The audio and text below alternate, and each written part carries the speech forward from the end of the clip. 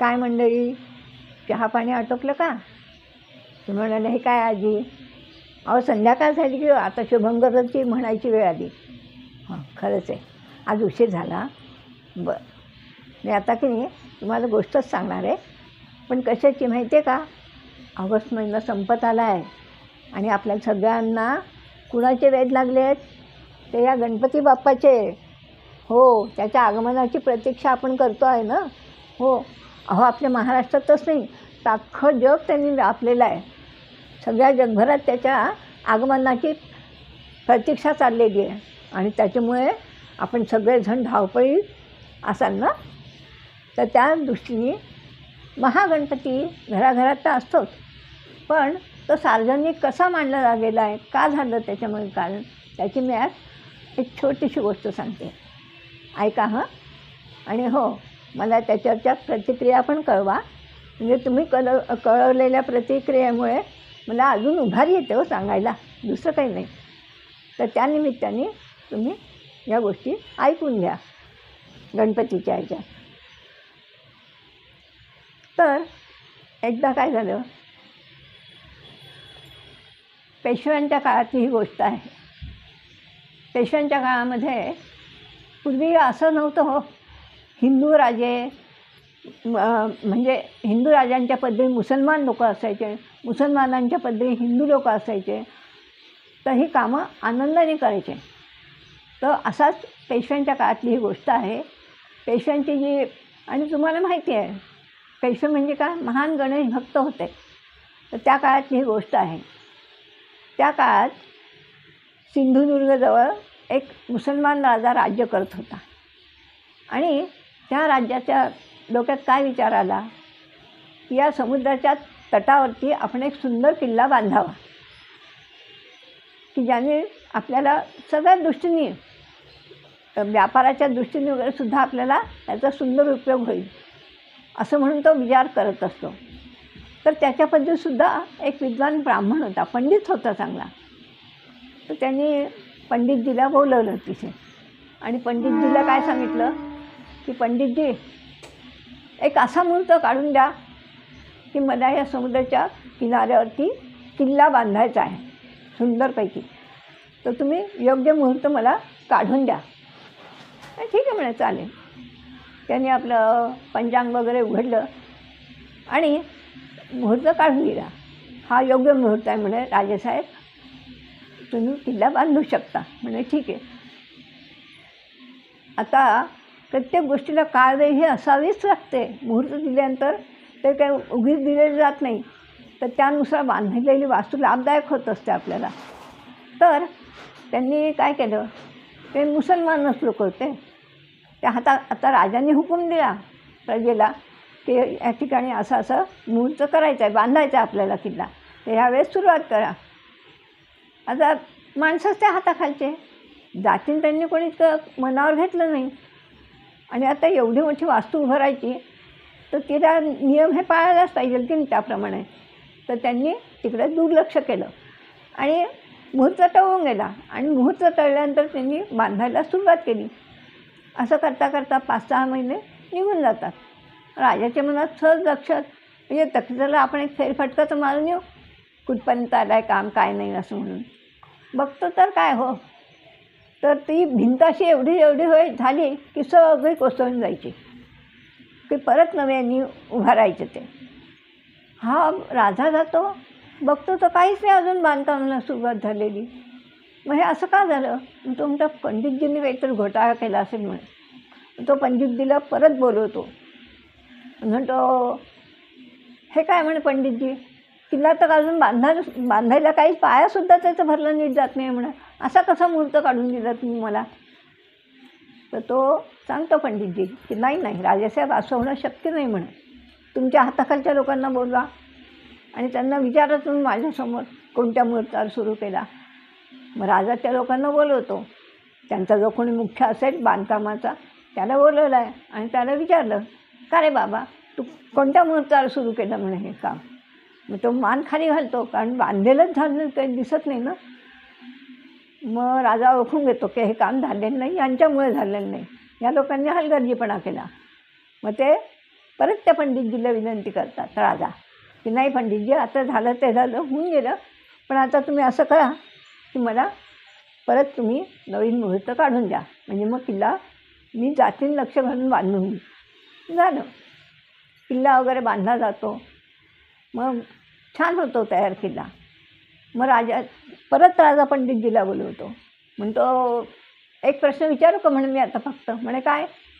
तर म्हणे हा किल्ला तर आता सुंदर बांधला गेला आहे, पण याच्यावरती कोण राजा राज्य करेल म्हणे? कोण राजा राज्य करेल म्हटल्यानंतर तर पंडितजी म्हणतो, आधी मला अभयदान द्या.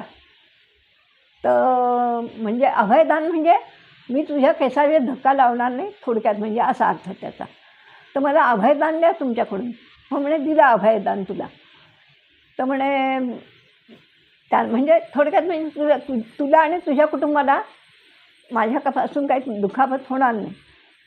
आणि मग तो पंडितजी सांगतो की खरं सांगू का राजे, आता मात्र म्हणे याच्यावरती हिंदू राजाच राज्य करेल, हिंदू राजा राज्य करेल असं म्हटल्यानंतर त्या राजाला इतका संताप होतो. तो काय करतो, फरमान काढतो की जे जे हिंदू माणसं दिसतील त्या सगळ्या पुरुषांची कत्तल करा, म्हणजे कोणी गादीवरती बसणार नाही. झालं. इकडे राज्यामध्ये गोष्ट तेव्हाच पसरते. आणि त्यावेळेस काय झालं असतं, पेशव्यांच्याकडे पूर्वी असं असायचं की व्यापाराच्या निमित्ताने घरातले पुरुष लोकंसुद्धा बाहेर जायचे, व्यापार करायचे. ह्या वर्षी व्यापाराला जायचं, पुढच्या वर्षी सगळी ती जो माल विकला गेला असतो त्याचे पैसे जमा करत करत परत ते घरी यायचे. अशी पद्धत होती पूर्वी. या साली जायचं आणि पुढच्या साली घेऊन यायचे पैसे त्याचे सगळे जमा करून. तर ते जे पुरुष होते पेशव्यांच्या घरातले मुख्य काम करणारे, तर ते जे गेले होते ते बाहेरगावी गेले होते, दुसऱ्या राज्यात गेले होते म्हणजे.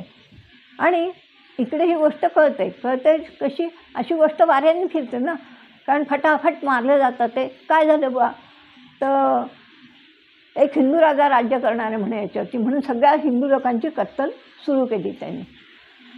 तर त्या काळामध्ये पेशव्यांची जी सगळ्यात आजी होती ना, तर ती म्हातारी होती, वयस्कर होती, शांत सात्विक होती, पण जबरही तेवढीच होती तिच्यामध्ये. आणि पेशवे बाहेर गेल्यानंतर ती सगळं कारभार व्यवस्थित सांभाळत होती, घरदार वगैरे म्हणजे असं. तर त्या काही पेशव्यांच्याकडे सुद्धा लेखनिक होते, लिहून घेणारे. बायका स्मरणशक्तीने खूप सुंदर असतात. तर त्यांनी काय केलं, आजींनी सांगायचं ते त्यांनी लिहून ठेवायचं, तिने सांगितलेलं. मग ती काही गोष्ट असो, दिवसाचा खर्च असो नाहीतर काही आणखीन काही असो, असं असं झालं आहे लिहून ठेवायचं, अमकं अमकं केलं आहे लिहून ठेवलं त्या माणसांना सांगून, लेखनिकाला सांगून. तर काय होतं की त्या आजी काय विचार करते, घराघरातून माणसं ओढून येतात ते. तर त्या आजीचे सुद्धा 2 नातवंड असतात, छोटे असतात ते मुलं. आणि मग ती त्या मुलांना काय करते, आपल्या डोळ्यात देखत आपल्या घरातून आपले मुलं नेतील आणि त्यांची कत्तल होईल.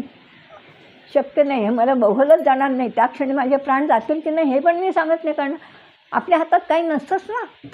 म्हणून ती काय करते, त्या मुलांना सांगते की तुम्ही जीवाच्या आकांताने तुम्हाला जितकं या आपल्या राज्यापासून दूर पळता येईल अरण्यामध्ये म्हणे, कुठेही जा, पण तुम्ही पळून जा म्हणे, आणि कोणाला दिसणार नाही अशा ठिकाणी लपून बसा, अशी ती सांगते. म्हणे ठीक आहे. पण बघा, काही कळत न कळत झालेले संस्कार कसे असतात ते. संध्याकाळी जर घरातली मुख्य बाई जर रामरक्षा स्तोत्र म्हणत असेल ना, तर मुलांनाही तीच सवय लागत असते. तर त्यांच्याकडे ते गणेश भक्त होते, त्यांचा आराध्य दैवत आहे गणेश. तर त्यांच्याकडे ओम गंग गणपतीचा जप संध्याकाळी रोज व्हायचा. तर असं त्या मुलांच्या कानावर पडलेलं होतं ते. आणि ती मुलं पळतात आहे, पण बुद्धिदाता तो आहे. बुद्धिदाता तो असल्यामुळे काय झालं की ती 2 मुलं ओम गंग गणपतये नमः असा जप कर पळतात ते हातात हात धरून चिमुकले मुलं ती. आणि खूप दूर दमून एका झाडाखाली बघतात तर काय मोठं पिंपळाचं का वडाचं काहीतरी असं झाड असतं ते, आणि त्याच्यामध्ये एक ढोली केली असते पक्ष्यांनी. ते बघतात हात घालून, असं काही नाही तर नाही म्हणे. आणि शेवटी ते विचार काय करतात दोन्ही मुलं, अरे बाहेर मरण्यापेक्षा इथे असं मरलेलं चांगलं आहे म्हणून. कोणी चावून बिवून मिलं म्हणजे प्राणी एखादा आपल्याला काही चावला बिवला तर बघता येईल म्हणून पुढचं. पण आताच ह्याच्यामध्ये लपून राहा म्हणून आपण दोघंजणं. आणि ती मुलं न खाता पिता ती मुलं पळून पळून तिथे त्या धुळीमध्ये लपून राहिली. आणि झाडांची पानं वगैरे अशी खाली आलेली होती, त्याच्यातून त्यांना दिसायचं बारीक बारीक असं. पण बाहेरच्यांना पटकन ती दोघं मुलं काही दृष्टिक्षेपात येत नव्हती. असं झाल्यानंतर काय होतं, 3 दिवस 3 रात्र ते मुलं बिना अन्न पाण्याचे आणि गणपतीचा जप मात्र मुखांनी चालला आहे त्या ठिकाणी त्यांचा. आणि गणपतीलाही त्या मुलांची कीव येते. आणि मग ती मध्यरात्रीची अशी वेळ होते आणि गणपती तिथे पहाटे पहाटे म्हणजे मध्यरात्र उठून गेलेली आहे आणि गणपती त्या ठिकाणी प्रगट झालेले. प्रगट झाल्यानंतर मग ते म्हणतात त्या मुलांना, अरे मी आलो रे तुमच्या मदतीला. तर म्हणे कोण आहेस तू? तरीसुद्धा ते विचारतात बरं का गणपतीला बघितल्यानंतर. मग म्हणतात तुम्ही ज्याचं सतत नामस्मरण करता ते तोच मी गणेश आहे म्हणे. हो का? मग ते दोघंही मुलं नमस्कार करतात. मी तुमच्यावर प्रसन्न झालो आहे म्हणे, तुम्हाला हवं ते मागा. खरंच देणार आहे म्हणे तू आम्हाला जे हवं आहे ते? हो म्हणे खरंच देईल. बघ हां देवा. म्हणे हो नक्की देईल. तर म्हणे ज्याच्यामुळे आम्हाला हे राज्य सोडून इथे वनवास भोगावा लागतो आहे, ज्याच्या धाकाने हे पळावं लागतं आहे, तर आम्हाला तो राजा नको आणि आम्हाला आमचं हिंदूंचंच राज्य पाहिजे. काय शब्द वापरले? हिंदूंचंच राज्य पाहिजे आम्हाला. आणि गणपती बाप्पा म्हणतात ठीक आहे तथास्तु, मी दिलं तुम्हाला, हिंदूंचंच राज्य अबाधित राहील. मग अबाधित राहिल्यानंतर गणपती बाप्पा त्यांना गमतीने विचारतो, ते सगळं ठीक आहे रे, पण तुम्ही काय मला देणार? तुम्ही काय मला देणार? हे म्हटल्यानंतर ती चिमुकली मुलं असतात त्यांना एक माहिती असतं की गणपतीला दुर्वा अत्यंत प्रिय आहेत अगदी. तर ती काय म्हणतात, त्या मुलांचं तेव्हाच्या काळातसुद्धा गणित खूप सुंदर होतं बरं का. ते काय म्हणतात, एकम दहम शतम सहस्र दशसहस्र लक्ष दशलक्ष कोटी दशकोटी अब्ज खर्व निखर्व पर्व असं हे सगळं ते म्हणतात. आणि एवढा दुर्वा आम्ही तुला वाहू बरं का. मग गणपतीला आनंद होतो. ते आशीर्वाद देतो त्या मुलांना आणि म्हणतो जा आता नगरामध्ये शांतता झाली आहे, उतरा तुम्ही खाली. आणि ती मुलं बाहेर येतात. बाहेर आल्यानंतर बघतात तर खरोखर नगरामध्ये लढाई थांबलेली असते आणि हे मुलगं जातात. पण एक असा नियम असतो म्हणतात की पहिल्या राजाला दफन किंवा दहन केल्याशिवाय दुसरा राजा कधी गादीवर बसत नाही. थोडक्यात म्हणजे ते आसन रिक्त राहत नाही, रिकामं राहत नाही ते आसन. असं असल्यानंतर मग ते काय करतात की मुलं निघतात त्या झाडामधून खाली उतरून आणि रस्त्यावर बघतात तर घोळका जमलेला असतं. बालबुद्धी असते ना ती, ते पण उत्सुकतेने गर्दीतून पुढे जातात. बघतात तर काय, एका हत्तीणीच्या गळ्यामध्ये माळ दिलेली असते आणि ती शोधत असते. ती असं असतं की ती ज्याच्या गळ्यात ती माळ घालेल त्याला राजा करतात. त्याप्रमाणे तो हत्ती सजवला आहे, हत्तींटी, आणि ती फिरते आहे सगळीकडे, बघते आहे सगळे. तेवढ्यात ती 2 मुलं हे करतात, उभे असतात पुढे. दोघंही भाऊ शेजारी उभे असतात आपले बघत. तर ती माळ त्यांच्या गळ्यात घालते हत्तीने. मग ते लोक परत काढून घेतात. ती परत काढल्यानंतर परत त्या हत्तीणीच्या जवळ देतात. तिसऱ्यांदा म्हणजे असं 3 वेळा होतं आणि शेवटी तिसऱ्यांदा ती परत त्या दोघं मुलांच्या गळ्यात ती माळ घालते. माळ घातल्यानंतर सगळ्यांना आनंद होतो आणि त्या गादीवरती पेशवे राज्य करतात म्हणजे पुढे. पण त्याच्या आधी काय होतं की ती हत्तीणीला हे दिल्यानंतर ही गोष्ट घरापर्यंत पोहोचते. आजीला आनंद होतो. कशाचा आनंद होता आजीला? मुलं सुखरूप राहिली म्हणून. ती म्हणते गणेशा खरंच तुझी कृपा आहे रे बाबा, असं म्हणून तिच्या डोळ्यात आनंदाश्रू येतात आणि ती पटकन देवापुढे साखर ठेवते आजी मुलांची वाट बघत. आणि तेवढ्याच मुलं येतात. ती त्यांच्यावरती भाकर तुकडा ओवाळते आणि त्यांना पोटाशी धरते ना आजी रडते. म्हणते बाळांना बसा इथे. त्यांच्या पाणी वगैरे प्यायला देते, त्यांना खाऊ पिऊ घालते म्हातारी. आणि मग ती त्यांना बसल्यानंतर विचारते की तुम्ही सुखरूप कसे आलात, कसे गेलात, मला पहिल्यापासून सांगा. तर ती मुलं सांगतात, आजी तू आम्हाला सांगितलं होतं ना की तुम्ही पळून जा. तर आम्ही दोघांनी हातात हात धरला आणि खूप पळतोय, आम्हाला खूप दम लागला, पण आम्ही थांबलो नाही. असं करता करता खूप दमलो आणि एका झाडाखाली आम्ही थांबलो. बघितलं तर मोठं झाड होतं का म्हणजे अगदी, आणि त्याच्यामध्ये मोठी ढोली अशी दिसली म्हणे आम्हाला. मग आम्ही तिथे लपून राहिलो. तिथे लपून राहिल्यानंतर तुला खोटं वाटेल आजी, आम्ही खोटं नाही सांगत तुला, पण आम्हाला तिथे गणपती प्रसन्न झाला, गणपती दिसला म्हणा आम्हाला. त्या आजीला असं वाटतं मुलं चेष्टा करत असतील. हे पहा म्हणे, देवाच्या बाबतीत खोटं नाही बोलू बरं. अगं आजी शपथ आम्ही खोटं नाही सांगत, खरंच गणपती बाप्पा आम्हाला दिसला होता म्हणे. मग काय म्हणे, आम्हाला विचारलं त्यांनी तुम्हाला काय पाहिजे.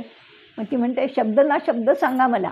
मग ती प्राण डोळ्यात आणून त्यांच्या गोष्टी ऐकत असते आणि मी मुलं सांगतात की आम्ही सांगितलं, ज्या राजाच्या धाकाने आम्हाला इथे पळून यावं लागलं तो राजा आम्हाला नको आणि आम्हाला आमचं हिंदूंचं राज्य पाहिजे. म्हणे काय म्हणतात तुम्ही. म्हणे हा राजा आम्हाला नको, आमचं हिंदूंचं राज्य आम्हाला पाहिजे.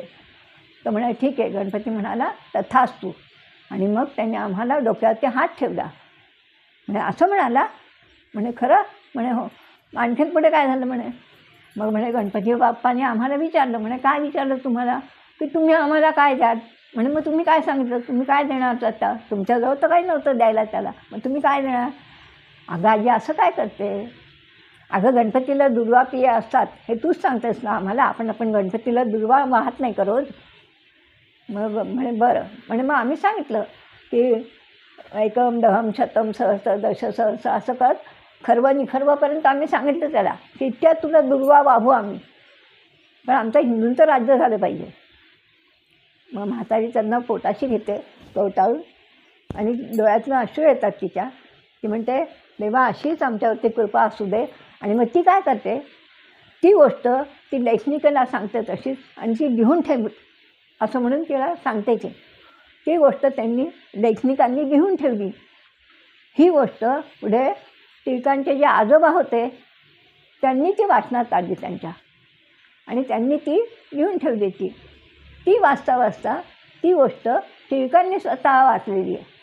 आणि टिळकांनी वाचल्यानंतर मग ते विचार करतात की एकाच्या आयुष्यात आपल्याकडून साध्या गणपतीच्या 10 दिवसात सुद्धा आपण विकतच्या दुर्वा आणतो आणि वाहतो, पण एक स्वतः जुड्या हाताने करून वाहणं खूप पुण्य लागतं. मग ते विचार करतात टिळक की असं असताना इतक्या खर्व निखरच्या एका आयुष्यात दुर्वा वाहणं शक्यच नाही. मग काय करायचं याला. मग ते विचार करतात की गणपती जर सार्वजनिक त्याला रूप दिलं आणि सार्वजनिक मांडलं तर कमीत कमी गणपतीच्या 10 दिवसात 21 जोड्या तर कोणतरी वाहील. असं करत करत इतके जे सार्वजनिक गणपती आहे त्याच्या याने हा संकल्प पुरा होईल. आपलं देवही संकल्पात अडकलेलाच असतं की नाही, त्याच्यामुळे त्याला त्याचा शब्द पाळणं भाग आहे. म्हणून मग आपण असा रीतीने सार्वजनिक गणपती सुरू करू. तर ह्या गणपतीच्या 10 दिवसात म्हणून आपण एक जुडी तरी प्रत्येकाने वाहा, 21 जुड्या वाहा, नाही 21 तर एक तर खरं रोजची. तर अशा रीतीने हा आपला संकल्प परिपूर्ण व्हावा आणि हे आपल्या हिंदूंचं राज्य अबाधित राहावं, हीच प्रार्थना मी सुद्धा गणेशाला करते. आणि आपण अशा रीतीने गणपतीची ही दुर्गांच्या यांनी पूजा समर्पित करू त्यालाच परत करू. आणि माझी गोष्ट मी इथेच संपवते. आवडली का. आवडली असेल तुम्हाला नक्की कळवा.